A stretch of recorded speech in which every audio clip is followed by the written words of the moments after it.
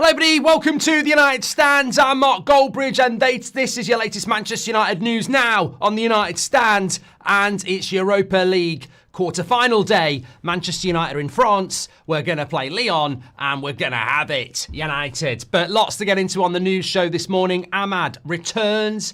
Amorim speaks about tactics, but also the problem with modern football, and also linked to a Brighton player, a Brighton goalkeeper. Figure that one out. Should we be going for Bruggen, or should we be looking at maybe the Lille goalkeeper or somebody else? I think we certainly should be looking at alternatives to Onana. Also, updates on Delap and his wage demands. I've seen a lot of PR, even on the United Stand Twitter account. I called it out. PR for Delap. I tell you what, see it for what it is. It's cheap. It's cheap, and that's why we're doing it. If we had 90 million quid, would we sign Delap? No. If we had 60 million pounds, would we sign Delap? No. If we've got 30 million pounds and that's it, will we sign Delap? Yes. It's about the money. Spin it around all you like. I've got people doing graphs. I've got people telling me about he's got the third most carries in the Premier League. Shut up. Shut up. Stop polishing what is a cheap deal.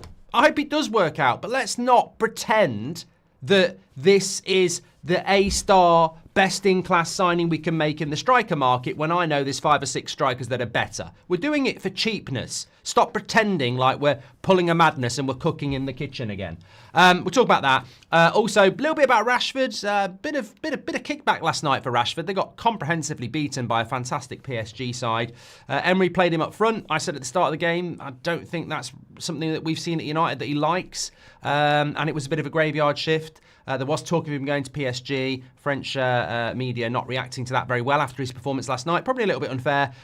We could have a touch on that if we've got time. And obviously we've got the game tonight to look forward to, and a few other bits as well. So lots to get involved in.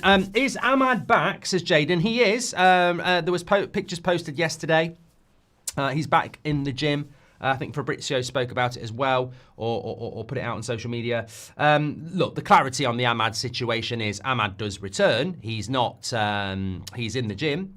He's on the pathway to return. The question is, when will he return? He's not starting tonight, and he ain't going to be starting next week either. Look, I think United are very wary. What's happening here is that Ahmad had an injury that we thought was going to be a season ender, and maybe it should be. You know, let's not forget, maybe it should be. If we got knocked out by Lyon, I would just say to Ahmad, forget it. There's no point in coming back for Premier League games. So I think that what United are doing here is just being very, very wary of the fact that if we do get to the latter stages of the Europa League and it times well with Ahmad's return date, I think we will see him back. If we get through Lyon, we play whoever we play in the semi-final last week of April, first week of May. So basically 4 weeks till the second leg. What I was told is it's not beyond the realms of possibility. And I was told that 3 weeks ago in the international break. Now, some people have started talking about end of May. The official line from, well, the unofficial official line from United, from people in the know, is that he's in the gym. He's doing weights and recovery work, and this is the first stage. He's not even on the grass, individual training, and he's not going to be. And then he's got to train with the team. So there is a road ahead. But he's on that road ahead. You know, he is back on the recuperation now, and it could be a case of weeks. It could be the back end of May. But I think that if there are no setbacks, there is a chance that he's involved for the semi-final, certainly the second leg. So there we just have to see how the recovery goes. As many of you know, just because you're back in the gym doesn't mean that you're playing next week. You know, there could be 2, 3, 4, 5 weeks before that happens. But I think most of this depends on what happens tonight and next week. If we go through, I think the Ahmad intensity increases. I think if we go out, the season's effectively over. They'd say, look, let's get you back for next season.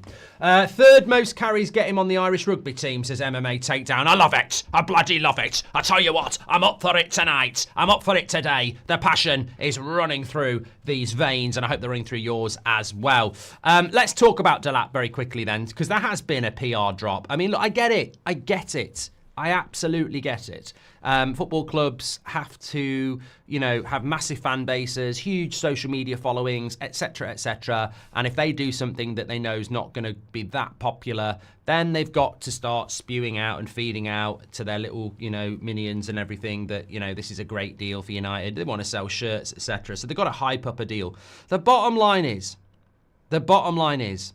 that when it comes to Liam Delap, he, in my opinion, look, I'm reading it here. Liam Delap, 72 carries, ranks amongst the Premier League strikers this season, makes him second. He averages 7.3 metres per carry, the highest distance of all Premier League strikers. I mean, look, I know, and I've been telling you for 18 months, that Rasmus ranks in the top 5 strikers in the league for shots on target.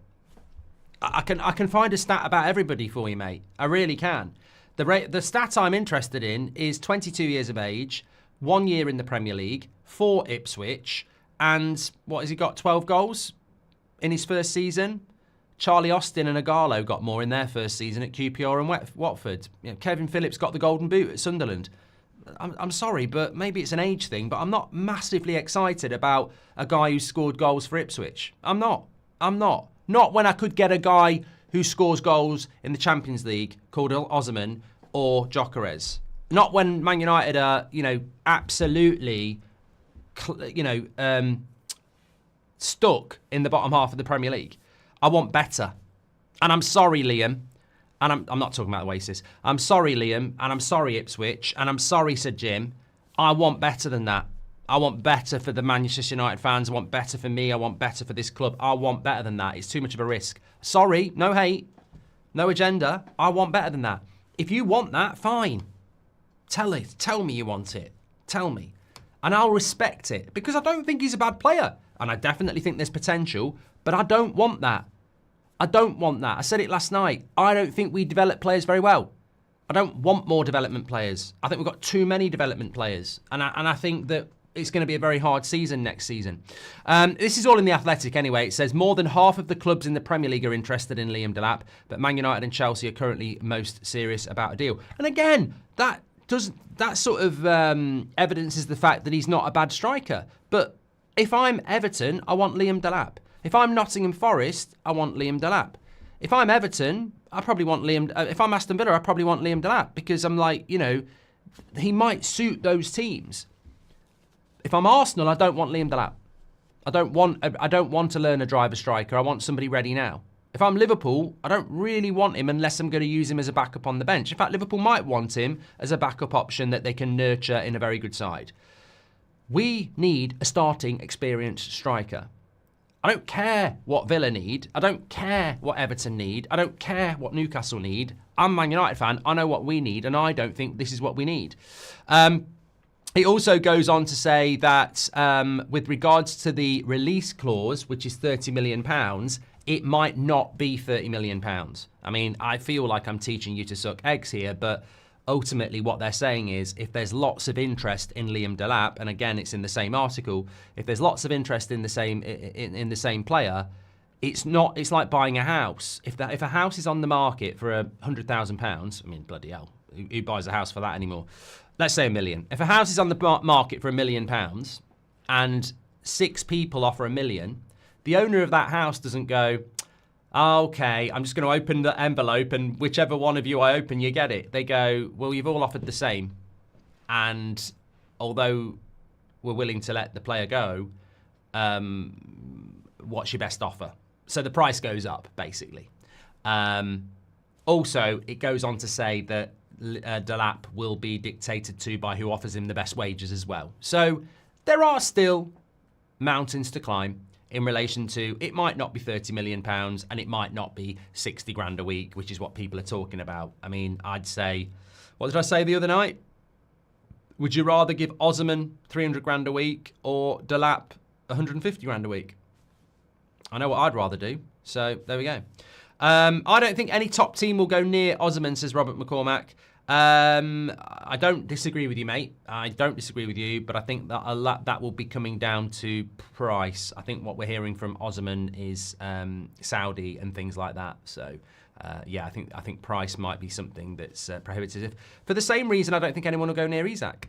You know, sometimes clubs won't go near a player because of price. Like if Newcastle say we're in the Champions League and if you want Isak, it's 150 million quid. No one's going to go anywhere near him, are they? So it's not necessarily a negative that people won't go near you.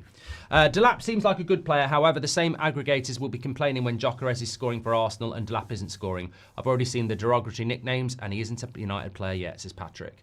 Look, I will defend any player that signs for Manchester United and I will back him, but I just think it's the wrong deal and I think we're being spun into it's a good deal. I don't see it. And ultimately, it's a development deal. And as I said at the start of the show, the big point for me is we need an experienced striker. Okay, we need a goal scoring striker that comes in and does a job straight away. Let me take away experienced. And regardless of what you think about Xerxes or Rasmus, who I think we need to keep, and Obi coming through, we still need another striker. So it's not derogatory, even though some people will want to be derogatory to Rasmus or Xerxes.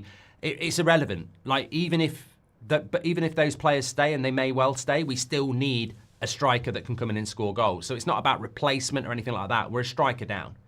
So we need to bring a striker in that can score goals. I think we need an experienced one, but whatever. We need a striker that comes in and hits the ground running, yeah? If we had £90 million, we're not signing Liam Delap. If we had £60 million, we're not signing Liam Delap. We're signing Liam Delap because he's £30 million. This is a price thing. You know, get your pictures up on the wall, get angry about the signing. The reality is, it matters not. We're not doing this deal because they've gone, he's the best thing we can get. We're doing the deal because that's the best we can get with the money we've got.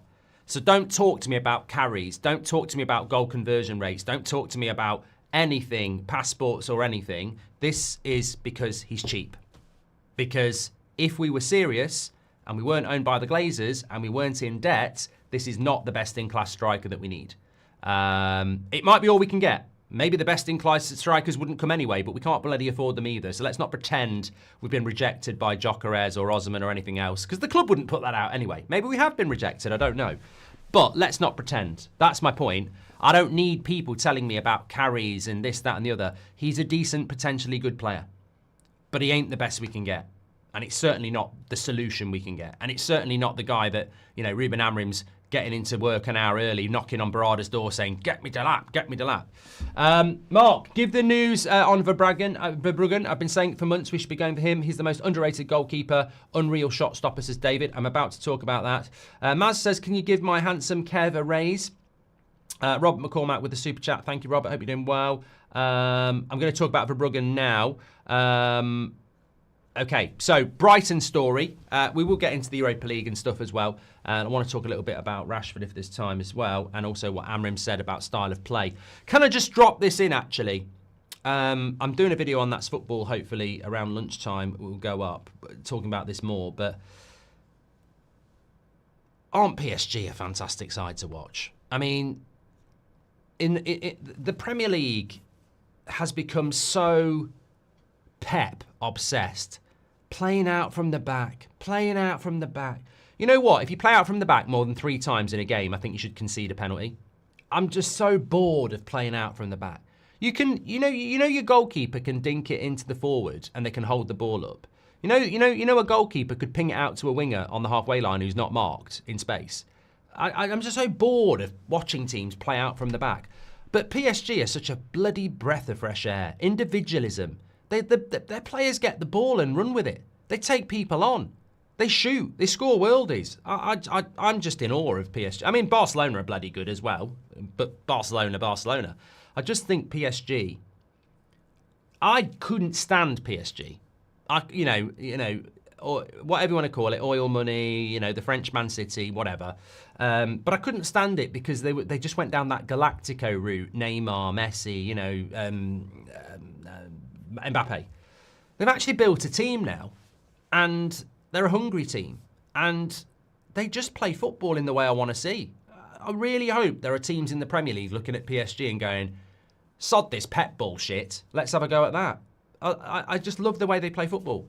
I've been talking about the evolution of football on That's Football for about 3 years. I said there will be an evolution. This boring tiki-taka bullshit of, marking everybody up and passing between the lanes and structure, it will go at some point. Well, I'm sort of don't want PSG to win the Champions League because I'd like to see Villa win it. But if they get knocked out, I want PSG to win it. I just think it's a brilliant brand of football that needs to come to the Premier League. Blame Pep for that, Mark. Playing out from the back, says Carlos. And Patrick Lynch says, reminder what we were run. Well, we bought in Solskjaer when Cantona was already here. We bought Rooney when Van Nistelrooy was here. Experience is important, says Patrick Lynch. I mean, look at the front four in 99. Cole, York, Solskjaer, Sheringham. Andy Cole, at that point, was a very experienced striker. Teddy Sheringham was, Dwight York was, and Solskjaer, what was Solskjaer in 99? I don't know how old he was. I don't know how many years he'd been there, but he would be the understudy striker anyway. Mark, you always say that the media like British players, but why do you hate them? You hate Rashford, Maguire, McTominay, and now Delap. Mate, I'm sorry. I'm just going to block you. I'm sorry. Like, this is a news show. You're probably the same person from That's Football last night. This is an actual news show on a very, very big community that welcomes everybody. I'm not even going to give you the time. You're just an idiot, mate. I'm sorry. And just in my response to that, to the rest of the community that understand it, I don't do hate in my own life. I certainly don't do it in football. I'm not even going to entertain the word hate. It's just ridiculous. Would you rather Mateta over Delap? They're making it obvious we're not getting anything better anyways. Oh, Trey. But no, Trey, look, let me be consistent because Mateta's not English. Is Mateta best in class? No. Would we sign Mateta if we had 80 million? No. Would we sign him if we had 60 million? No. Are we signing him because he's cheap? Yes. It's the same answer. It's got nothing to do with the fact that Mateta's not a good player. I think Mateta, over the last 2 seasons, has one of the best goal conversion rates in the world, certainly in the Premier League. So there's another stat for you, isn't it? That'll be coming out soon. But I think that they're just not what we need. There's elements of risk to them. And there's always going to be elements of risk with any striker. But look, I see it for what it is. I just wish the club would be honest. I don't like the spin of this is our number one target. It's not your number one target. It's cheap. That's what it is. It's your number one target from what you can afford. I've had Christmases like this. I want a Sega Mega Drive. We can't afford it. Okay. Can I have a Master System? We can't afford it. What about the handheld one? We can't afford it. Okay, just get me Monopoly. And I was happy with that Monopoly, and I didn't fake happiness on Christmas Day morning. I went, oh my God, it's Monopoly, it's amazing. But we went for the best we could afford, and that's exactly what we're doing. That's exactly what we're doing. It's a very good analogy. Mark, you have a voice of an angel. Hope you sing more songs during watch-alongs, says Ryan. Yeah, 99% of this chat are going, Ryan, you're an idiot. Hi, Gark. I think Bruno is a long-term solution at right wing-back. He's got the pace and always runs up and down the pitch, says Piggy. Okay. Thank you very much. Ruben made some very glowing comments on Xerxes, saying he just needs to be more selfish. Hoyland in trouble next season. United may look to offload him to his class of 99. I saw that story last night. I mean, there are some terrible sources. They're so bad I wouldn't put them in my bloody cupboard. I think people have an agenda against Garnacho and Rasmus and Xerxes and Agate and Delap and a few other players, and we'll get these we'll get these stories circulating round. I don't think that Amorim has made any decision on any player I would always say this. When you read a story about Amorim's had enough and wants to sell this player this summer, I just think, what a crock of shit. Do you think Amorim is sat there ahead of 2 massive games going, you know what, Rasmus? You know what, Garnacho? I've had enough of you. You can go. He's not doing that. He's not doing it. He might be thinking, maybe these players aren't good enough. But on the one hand, how could you look at Garnacho and go, I don't want you at my football club anymore, and then look at what he's got, and then look at his budget and go, hey, I don't want you. Like there are so many shit stories out there about players Amorim's had enough of. And you know what I find funny is that Amorim doesn't actually give information to anybody, and yet some shitty little aggregator goes or website has had the inside track. Amorim's took his time out from multiple interviews that he does every day and gone, hold on a minute, let's put this interview on hold. I'm just going to ring up this shit United website and tell them something. Yeah, you can print it. It's exclusively for you. I don't want any money. I don't want any money. I've had enough of Rasmus. Print it now. I just think bollocks. Haircut more. Kobe is about to be unlocked. Michael Jordan earring too, says. I hope so. Hypothetically, if Osman and Kane were both available on 3-year contracts for 60 million, who are you taking? Osman. I like Kane, Dean, but Osman's an out-and-out striker who's not looking to drop into the holding midfield role and link up the play.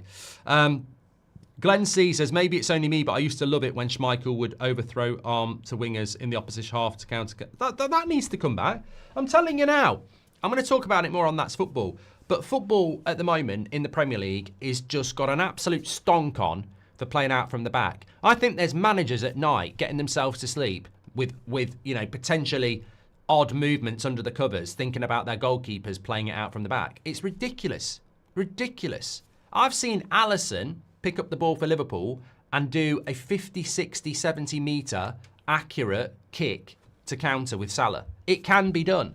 That's not a long ball. That's a transitional ball. That's a counter ball. But everyone gets it and goes, let's cause chaos. Let's cause chaos. Hi, Mark. Do you think it's a good idea done that? Mahish. I'm going to talk about the goalkeeper situation anyway. We have got some news about it. Cheap loans and freebies, people, get used to it, says Keel. Yeah, cheap loans and freebies, that there's a huge amount of PR spin around to try and make out that it's a great deal. Yeah. Hi, Mark. Do you think it's a good deal to include Rasmus in a deal for Osman if we can get wages with him? Mate, I'm not opposed to that, ticking every single box, you know. Napoli might really want Rasmus, as they took McTominay. They might see a player that can do really well, and I wouldn't be surprised if he did, considering what McTominay's done there, what Chris Smalling did in Italy. And Osman to us, I think, would be a great deal. So there might be something we can do there. But it's problematic because there is a hell of a lot of book value on Rasmus, 40 million quid, and it's just difficult to figure out how that would even work, because swap deals can be quite can be quite challenging for FFP purposes. United want to sell players on the and get the money in, and then buy other players with that money that they spread. Look, basically, if I do a swap deal with Rasmus or Garnacho for Osman, I lose book value. There's no money actually getting registered. I'm paying money out, so I might be swapping Rasmus for Osman, and on the book it says £30 million is going to Napoli because Osman's more value, and then the wage increase. So it's sort of lost on the books. Whereas if I sell Garnacho for £60 million to Napoli, that goes down as pure profit. And then I go and buy, the Braga winger for £20 million, but I pay it over 5 years. I've basically just made about 50 million profit on the book. So that's why I mean swap deals for these owners that we've got, I think they're going to steer clear of them because of how it's going to look on the books. Thank you very much for that. Done that. Verbruggen, Red Devil Girl says, Verbruggen has conceded more errors, less clean sheets, lower stop percentage. Why are we looking at a goalkeeper with worse stats than Onana? Chevalier, please. I'm going to talk about him. Declan's and Desiree's goals are still on my mind, says Rajaf. It's the future of football. Ruben, done that one. Okay, I think I've caught up with that. Okay, right, let me talk to you about the Brighton goalkeeper. So this is coming in from Italy, Sport Witness via Gazzetta dello Sport, or Corriere dello Sport, one of the two. So basically, AC Milan are looking at Verbruggen. They're looking at Verbruggen because Mike Maignan is out of contract next summer. And his wage demands are beyond what they want to pay. So they're looking at Brighton's Verbruggen. And in that story, it says that they face competition from Man United, who are asking to be informed on Verbruggen. Now, Verbruggen is a goalkeeper that we should have bought under Ten Hag. We wanted him.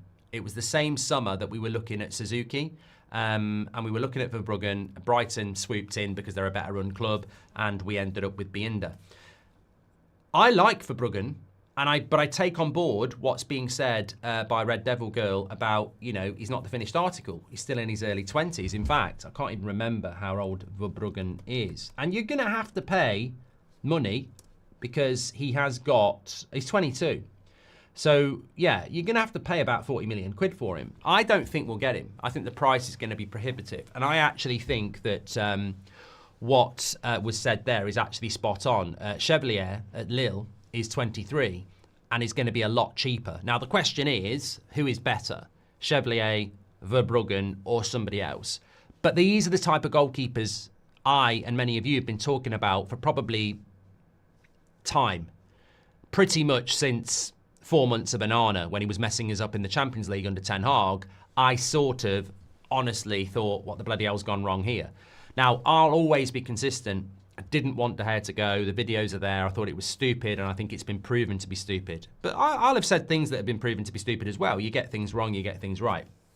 When we got Onana, I did say, I don't agree with what we've done to De Gea. I think it's disgusting. And I think the way the club treated De Gea was disgusting, by the way. We talk about the way this football club behaves around sacking people and charities and prize tickets, but the way they treated David De Gea, I hope it comes out properly at some point. I think David De Gea has kept his counsel very, very well on that because they treated him like absolute shit. Effectively told him he had a new contract, went on holiday, told him he's got a new contract. On holiday, basically, you've not got one and, clear your stuff out, never come back. So they didn't treat him very well at all. And I don't know why that's not really come out. But anyway, by the by, when we brought Onana in, I did think we were getting a good goalkeeper. I didn't go, we're getting a shit goalkeeper. But I think over time, it's become very obvious that he's not the goalkeeper that we need going forward. And as I said to you in the international break, he's not the goalkeeper that Amorim wants. It's not Amorim's guy. So we do need a replacement. I don't know whether Onana will go this summer, but we do, one way or another, need to bring a goalkeeper with high potential in their early 20s. Because goalkeepers are hitting their prime between 27 and 34. So we bring a goalkeeper in who's like 22, 23, who's got some high-end experience, but has got the mentality and room to grow. Now, people will go, you said we don't need a learner driver. I don't need another learner driver outfield. I don't need a learner driver up front. But as a goalkeeper, it's a very different position. And what's the difference between having a top quality, potentially world-class goalkeeper who's 22 in goal for United or Onana at the moment? Is there a massive difference between the inexperience of playing for Manchester United and the learner driver aspect of a 22, 23-year-old like Verbruggen or Chevalier, and what we're getting with Onana at the moment, who isn't really still instilling that much confidence? I don't think there's a massive difference. I think if you're going from someone like David De Gea to a learner driver goalkeeper, you're going to notice it. But where we are at the moment, it's not like Onana's tearing it up. So, yeah, look, there will be problems bringing in a goalkeeper like Verbruggen or Chevalier. There will be some teething problems, of course there will. But we're getting those teething problems with Onana, and he's a lot older. So I hope that we are looking at a goalkeeper like this, whether it be the Lille goalkeeper or someone like Verbruggen, because I think what we did with De Gea was the right thing. I think the De Gea United blueprint is the one. You go for a younger goalkeeper that everybody in the game is saying this is going to be a top goalkeeper, but he's just a little bit, rough around the edges because he's learning. And then you get them in, and then I think with a goalkeeper, you just want to go a decade. You want to go, I haven't got to worry about my goalkeeper for 10 years. And I think to do that, we're either going to have to pay for someone like Costa, which we can't afford, or we're going to have to go for one of the many goalkeepers around Europe that are going to cost you 20 million quid. And I think that's what we did. That's what we do. Chuffbridge, lovely name. What's scary is where do we turn to if Delap snubs us, says Chuffbridge. I don't find that scary, mate. I genuinely don't find that scary because I don't think we're missing out on a Gyökeres or an Osman. We're missing out on a 22-year-old who is the best we can get. And I don't think we're missing out on, prime Harry Kane. I think we're just missing out on a level of striker that we shouldn't probably be signing anyway. So there will be alternatives. I mean, there will. Jonathan David might do a better job than Delap. Mateta might do a better job than Delap. It's not the level of striker we should be looking at, in my opinion. It's probably the level of striker we're going to get because that's the level of football the level of a side we are. But I don't, signing these types of players on a very serious point is not going to get Man United back. Look at the best teams in Europe. Aston Villa are way better than us, and PSG wiped their arse with them. I think Aston Villa could wipe their arse with us. So we're miles off, and I don't see us getting back by some of these players that we're apparently looking at the moment. I thought it was very interesting what Ruben Amorim had to say about stylistically how we play at the moment. I don't know whether anybody saw what he said. I don't know whether it came out in the press conference or an interview with Sky. More interviews than Alan Sugar. He's done a bloody another interview, hasn't he? But look, he was basically asked about the problem with football at the moment. And he basically said that, look, we need to have an idea of how to play as a team, and then we can expect the individual part to help us, because in the end, that is the crucial point to make a difference in the game. And he basically was talking about how the oppositions analyse football these days, so they know exactly what Garnacho's going to do with the ball, or this, that and the other. I do call a bit of bullshit. I really do. I know... I think this is the problem with the modern game. I very rarely disagree with Amorim, but I disagree with this. I listened to what he said, and he was basically saying that this is just the way football is now. Football's so analytical. Everybody is analysing everybody so much. They know exactly what they're going to do to the finest detail. So you have to know your system incredibly well before you can then have individualism. And I'm like, hold on a minute. So you're telling me that prime Messi, if we were playing against Barcelona tonight with prime Messi in it, the way football is now, we're so analytical, we could literally shut Messi down. I don't care whether it's five-a-side, Premier League, World Cup final. Individualism cannot be stopped just because you've studied a video. It can't. You know, people like Messi, when he's got the ball and I'm in a one-on-one, I don't know he's going to go left. I don't know he's going to go right. He might knock the ball between my legs. You know, individualism is the unexpected. Football's become like a game of chess. You can learn a game of chess. You can learn the moves that people are probably going to make. My example, I always use it. I was watching a game of football last year. Kyle Walker for Man City's got the ball on the right-hand side. The left winger's out of position, and in front of him is the left back with about 40 metres behind him. Kyle Walker can do whatever he likes with that ball. He can knock it to the side, he can knock it to the left side, he can knock it over the top of him. He can knock that ball past that player and blitz him for pace. And in his head, he looks at it and thinks, I can do that. And then the voice of Pep obviously comes into his head and he goes, no, that's not what we do. And he turns around and passes it back to his centre-back. That's chess football. That's the problem with football at the moment. Coaches, analysts have basically decided that we're going to play percentages. We're going to play the structure game. And individualism has been almost blacklisted, criminalised, whatever you want to call it. And that's what we saw with PSG last night, the antidote. So I don't believe that you need to know the system before you can be individualistic. I just think that's just the way the Premier League is going at the moment. But look, you know, Amorim disagrees. He's very much about, you know, we've got to understand, we've got to know how to play as a team, and then we can expect the individual part to help us. I think it's about quality. I think it's about quality. And I can see people in the chat. We already have individualism in this team. If we haven't got individualism, why for the last 2 years have we had players cutting inside and shooting from 40 yards? We've already got the individualism. It's about the quality of the player. S. Morg says, the problem is we haven't got the quality of player to play individualistic football. We haven't got the quality of player to play Amorim system football. It always comes back to the players. We don't have... Amorim can't just go now play individualistic, or now play my style. His problem is the quality of the players. These are not his players, basically. For their prices, would you have Osimhen on his own or Delap and Cunha together for similar price, says Morgs. It's a very good question. I'd probably take Osimhen because Delap still doesn't solve the problem, even if you put him in with Cunha. Like, he doesn't solve the problem. We need a striker who can score goals.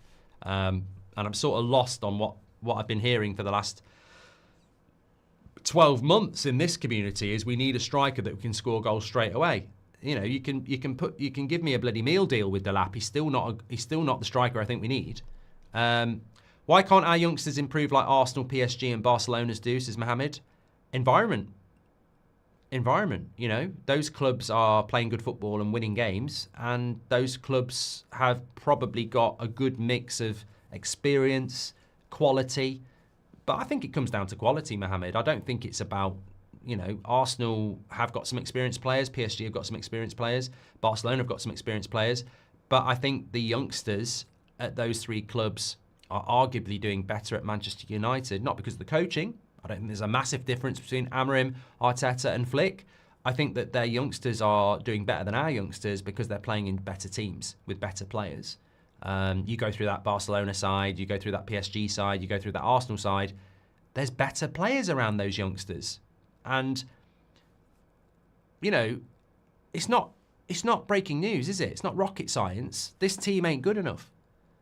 You know, we're deliberating whether we're going to get past Lyon in a Europa League semi-final. And I don't want to get into an argument with Matic, you big bag of cement, but if he wants it, I'll give it. But no, seriously, this isn't Amorim's team. It's Ten Hag's team.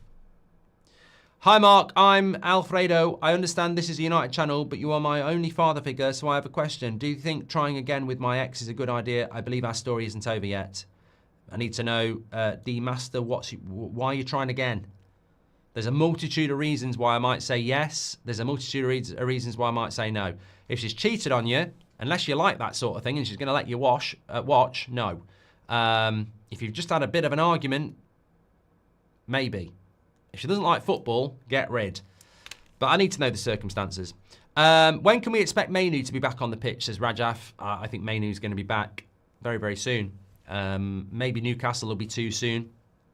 But I wouldn't be surprised if he's back second leg, squad-wise. Yeah. Have we got time? We've got a little bit of time. Let's have a little bit of chat about this. Yeah, so look, it does impact us on news because we need to raise money this summer transfer window, don't we? So it does impact us on how we raise money. Sancho could potentially coming back. That's going to be more work for us. Obviously, there's been a lot of talk about Roy Keane has said, I wouldn't say winning the trophy, the Europa League for United is a successful season. You know what? Just before I talk about what I was going to talk about, what is the problem with some of our ex-players? Are they just bitter and retired and miserable? Are they being told to say it? I don't get it. I thought the reaction to the draw against Man City was odd. And I think saying it wouldn't be a successful season for United if they win the Europa League is incredible. Like, can I just tell you why I think it's incredible? At the start of the season, we weren't in the Champions League. At the start of the season, we had top 4, FA Cup, Carabao Cup, Europa League. What's the best one out of those 4? Europa League. Because you get into the Champions League anyway, so it trumps top 4. We're in the bottom half of the table. We've messed that up. We're out the FA Cup. We've messed that up. We're out the Carabao Cup. We've messed that up. We're unbeaten in the Europa League. So the most prestigious thing we can win this season, we're in it. How can it not be a successful season if we win the Europa League? But also, the manager got sacked. The new manager came in to a mess. He's been given a 20-year-old in transfer window in January. So contextually, if Amorim takes us to the Europa League from what he inherited, it's a successful season. Also, the season has been an absolute shit show. So the Europa League rescues some positivity. I don't. Could we have had a better season? Yes. Ten Hag could have not got sacked. We could have comfortably got top 4 and won the Europa League. But in context, of course it's a bloody successful season. We were never winning the Premier League and we weren't in the Champions League. Our generation of fans, 25 to 40-year-olds, are slowly becoming the older generation who used to say football nowadays isn't tough. Most of us are struggling to adapt to the transition. Not that football is getting worse. Individualism won't last, says Aya. Gareth Busby says, me and my partner are big fans of the United Stand. I'm just getting ready for my wedding. Please wish my new wife, Millie, the best, says Gareth. Well, I think we can all do that, Gareth and Millie. Congratulations. I don't know where you're getting married, but if it's in the UK, it's going to be a lovely day. No rain. Have a fantastic day. All the best for the future. Congratulations today on what will be, hopefully, one of the best days of your life. And let's hope United win as well. United! United! United! I want to see you singing that on the dance floor. Congratulations to Gareth and Millie. Lovely stuff. We like the real stuff. We're struggling because we shoot too often and try low percentage chances instead of following system. It's fair why the game should stay the same, says Hyans. Thank you very much for that. Anyway, I was going to talk about money that we need to raise. So we mentioned Sancho, we've mentioned the Europa League and how getting into that could raise us £100 million by being into the Champions League. Look, just on the Europa League as well, very, very quickly. I don't know how, as a United fan, you can't be buzzing today. Now, remember, I've had those days. I remember 99, I was living in Dublin, the final. I remember how I felt that day. You just buzzing your tits off. You just absolutely, you don't need a drink. You don't need a Red Bull. You just absolutely living life on exhilaration and excitement. It's the buzz. People say drugs, drink, whatever. You know what I'm talking about. There's buzzers you can get from life naturally. And that day, building up to it was just, I can feel it now. And that's, not even talking about what happened. I feel it today. Obviously, it's a watered down version, but you take what you can get. We're not where we need to be as a football club. The standards are terrible. The way the club's run's been terrible. This is not the same, but it is a buzz. And today, I'm really excited about it. And also, not only because there's a cup to win, there's a community to share it with, these moments tonight, hopefully, and next week, and the semi-final and the final. And the Europa League final, by the way, I remember the Europa League final watch-along. We stayed live, didn't do the player ratings for ages. We stayed live for about an hour afterwards, just chatting and enjoying it. I'd love to have that again with you. So, look, that's all to come. But there is the financial side. We all understand the importance of being in the Champions League, and we all understand the enormity of winning a trophy and how much we'll enjoy that. It'd be great for these players and this manager, but there is a huge financial incentive there as well. There is also players to sell in the summer. One of those players is Marcus Rashford. I watched the Villa game last night. Very impressed with PSG. PSG have been linked to Rashford. I think some people were saying that some of the crowd were booing him. I don't know what that would all be about. Maybe because he scored that penalty a few years ago. He's certainly been linked to PSG in the past. He's been linked to Barcelona. He's doing reasonably well at Villa. And he's been linked to PSG this week. Now, some of the feedback about Rashford last night wasn't that great. I watched the game. I don't get it. I actually don't get it. I think that you can play reasonably well for a couple of months, and then you can have one game where you're quiet and you're shit again. And I'm like, I said at the very start of the game yesterday, it's interesting that Emery's put Rashford up front. Because as a Man United fan, and to any Man United fan who was in the chat, I said, you can back me up on this. As United fans, we didn't really like Rashford up front. He's not that good with his back to goal. He's not very good at the physical side. He's not very good at the link-up play. He's good with the ball at his feet, running towards the goal. And the only time we ever used to use Rashford up front was when there was an injury crisis, or sometimes at Anfield away, where you're not going to have the ball, or Man City away, and you're just going to ping a long ball and use his pace. And I think that's why Emery did it. I think Emery was like, we're not going to have the ball, and they didn't. They had about 25% possession, and we're going to look to use Rashford's pace on the break to scare PSG. And he didn't. He had a very quiet game. He was in a graveyard shift. I think the criticism of Rashford last night, or the bubbles burst and no one wants him again, stupidity, there's always context. If he plays against Southampton on Saturday and he plays up front or on the wing, he might score a bloody hat-trick, and then he's worth 70 million again. I ain't got a problem with Rashford's performance last night. I don't know why people are analysing it. He's playing up front, which isn't his position, against one of the best teams in Europe, in a graveyard shift, and if he'd been on the wing, the same thing would have happened. Villa aren't as good as PSG. So when I look at the summer, do I think PSG don't want Rashford anymore? Well, if I look at PSG yesterday, I'd go, hey, Dembele's very good. Kvaratskhelia is very good. Doué looks good. They've got Ramos on the bench, but you could see Rashford in that team. So I'm not worried. Same about Anthony. Anthony is doing really well at Betis at the moment. Maybe Betis will play Chelsea in the Conference League final and people will watch it. Anthony will have a bad game and people will go, shit, no one wants him again. It's not about one game. It's about staying fit, improving, and I think that there will be offers for these players, and that's the most important thing for me, is that we get offers in for these players and they can go and develop their careers elsewhere. Because I think it's very, very clear. And look, there are complete idiots out there who say, pundits, not necessarily you lot, there are pundits out there who say stupid things like, why did Man United let Anthony go? Why did Man United let Rashford go? Well, maybe listen to what the manager said. Like, Marcus Rashford said himself he wanted a new challenge, and Amorim said he wasn't turning up and training hard enough. So he needed a change. Kick up the backside, whatever. He's gone to Villa. He's obviously training hard.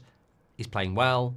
Anthony couldn't get in the team, wasn't getting the minutes. Amorim didn't want to give him the minutes. Goes to Betis. Kick up the arse, whatever you want to say, doing really well for Betis. So the loan moves, I would applaud Man United and Amorim for. It's done exactly what they wanted. I would applaud the players for the way they've gone on loan and done what they're doing as well. I'm very comfortable with the situation here, and I hope we can do more of it.